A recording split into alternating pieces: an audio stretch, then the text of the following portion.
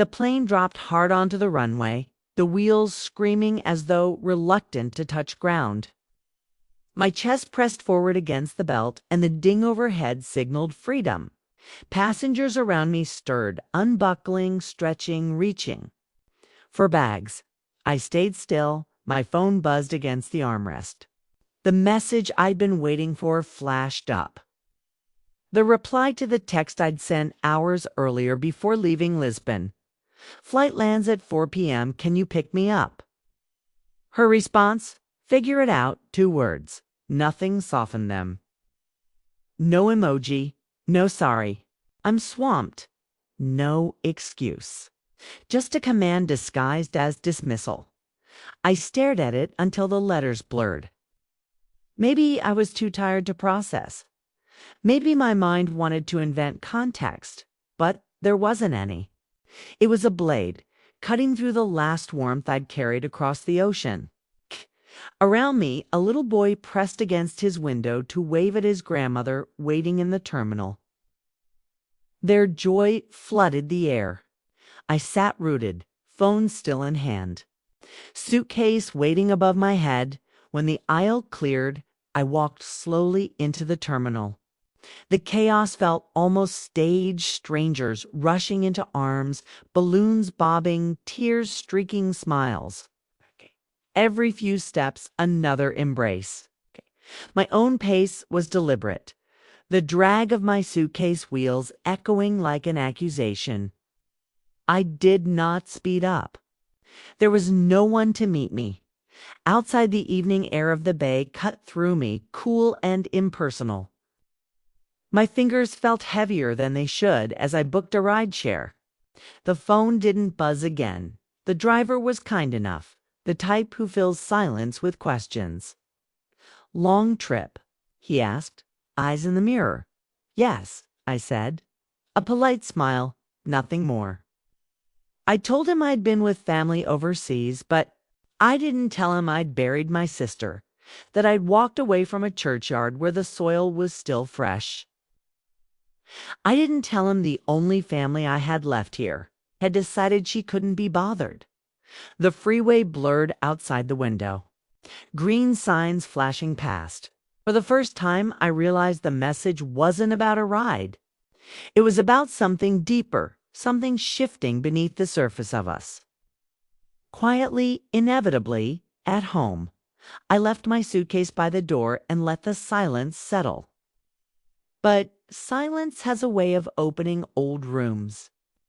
My mind drifted backward before. It edged forward. Back to that cramped apartment, secondhand furniture, the smell of starch on fabric while I hemmed dresses late into the night. Back to the child I left asleep under a thin quilt when I scrubbed offices until morning. Celine was 7 when her father died in an accident so sudden it felt impossible. Her wide eyes had turned up to me at the funeral, asking if everything would be okay. I had said yes, even though my chest had been hollow with disbelief. I scraped through, stretching soup, bargaining with landlords, selling the gold bracelet from my wedding to pay for her music program. Later, it was soccer fees, uniforms, gas money for tournaments. I thought my sacrifices were invisible. Maybe they were, but years. Later, at her graduation, she hugged me tightly and whispered, "I'll take care of you someday, Mom." I held those words too close, too long. As her career climbed, her calls shrank. She was always in meetings, always catching flights. Yet when rent crushed her in those early city years, she still dialed my number, and I never said no. Now, she had said something to me that sounded more final than any slammed door figure. Out a week later, her engagement invitation arrived. Cream cardstock, gold lettering. No personal note, no phone call. Just a date, a time, and a restaurant where the cheapest plate cost more than I had once made in a week. I went anyway. Bought a dress simple but decent. Wrapped in antique vase, delicate glass that caught the light dot at the entrance. She greeted me with a clipped smile. "This is my mother, Valenia," she said to the couple beside her. "She's retired now." A pause before the word retired, like it was a flaw. Garrick's parents were pearls and polished suits, speaking easily of Aspen and vineyards, wealth-worn like perfume. I listened, quiet, folding my hands in my lap. When the waiter poured wine, Garrick leaned toward his father and said, "At least you don't have to worry about her finances." He tilted his head toward me as if I were a line item. I kept my face neutral, but inside something snapped taut. How did he know? What gave him the right to speak of what wasn't his? That night I thought of the secret. The one thing Celine didn't know. 5 years earlier, before my knees began to ache, I had taken my injury settlement and bought a coastal cottage hidden under my maiden name. Wind-swept dunes, a porch facing the ocean, rented seasonally for a quiet income. Haven, my choice. The only piece of my life untouched by anyone else. Only Marble knew, and she had said once, "Keep it private. Even family changes when money appears." Back then, I had thought she was wrong. Now I wasn't so sure. The test came quickly. Celine called one afternoon, her tone brisk, businesslike. "Mom, I need you to sign some paperwork." "Just a formality," adding. "Garrick's name to your condo. Insurance purposes. Makes things easier if something happens." "Easier for who?" I asked. Her laugh was brittle. "You don't trust us? We're family. But families fracture. Families take. I'll have Marble." "Review it first," I said. The silence on her end was sharp enough to cut. Then her voice tightened. "You've always been suspicious. We're trying to make sure you're taken care of. You make everything difficult." I didn't raise my voice. "Not signing anything today." This call ended in a flat click. That night the house was too quiet, but it wasn't grief I felt. It was resolve. The next morning I sat in Marble's small office above the bakery, the scent of bread drifting through the open window. I laid everything out. The cold reply at the airport, the clipped smile at the dinner, Garrick's remark, the paperwork. She listened without a word, then slid a folder across her desk. "It's time we put your affairs in order," she said. And so we did.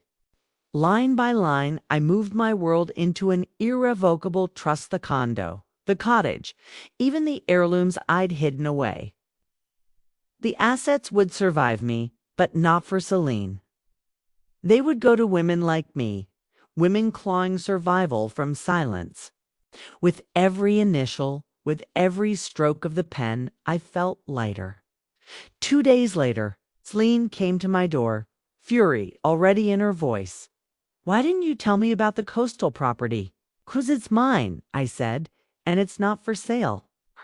Eyes flashed. "Do you know what that place could do for us?" "For you and Garrick, you mean?" She folded her arms. "We're family." Family shares. I met her gaze. "I've taken care of myself for a very long time. I don't need you managing my life." Her laugh was sharp, brittle. "You'll regret this." She left the door clicking behind her.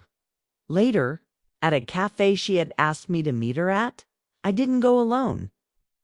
Marble came, trust documents in her briefcase, the foundation's representative at her side. When Celine saw them, her smile faltered.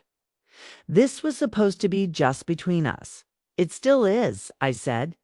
"They're here to make it clear." Marble slid the folder across the table. "Everything is transferred. The trust is locked." Selena's eyes darted between us, disbelief rising like a tide.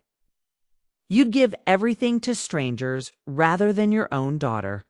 "They're not strangers," I said softly, "are women who will use it to live, not to control." She tried to answer, but Garrick appeared at her shoulder, his grin fading as he scanned the papers. "There's nothing here for us. He," muttered Celine, stood abruptly, chair legs scraping, "making a huge mistake." "Maybe," I said, "but it's mine to make." We walked out into crisp air, sunlight falling on the sidewalk. No triumph, no anger. Just certainty. Days later, she called again, her voice thin. "We should try again, Mom. We both said things we didn't mean." I meant mine. I said. The pause stretched. Then her sigh cracked through the line. "So you're cutting me off." "I'm protecting what's mine," I said steadily. "You have your life, Celine.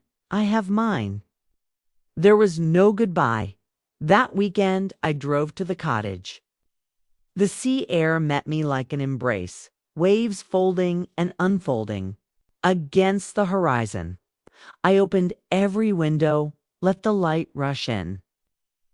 The rooms filled not with silence, but with space that was mine.